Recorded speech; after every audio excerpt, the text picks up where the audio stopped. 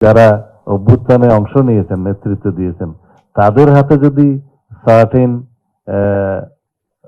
কিছু কিছু যারা আমাদের উপরে মানে স্টেট অর্গান, স্টেট অপারেটর যারা আহ, আমাদের উপরে হিউম্যান রাইটস ভায়োলেশন করেছে, ম্যাসাকার করেছে, মাস কিলিং করেছে, যাদের গুলিতে 1400-র বেশি আমরা মানুষ শহীদ হয়েছে, আমাদের ছাত্র জনতা, তাদের বিরুদ্ধে আজকাল কিছু কিছু আওয়াজ হচ্ছে যে তাদের যে মামলা করার কি অধিকার নাই?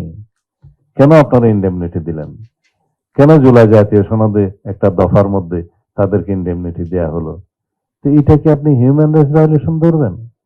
যুদ্ধের ময়দানে যারা আমার বিরুদ্ধে যুদ্ধ করছে তাদের বিরুদ্ধে যদি আমার কোনো কর্মকাণ্ড হিউম্যান রাইটস ভায়োলেশন অন্তর্ভুক্ত হয়, সেটা তো everything is fair in love and war.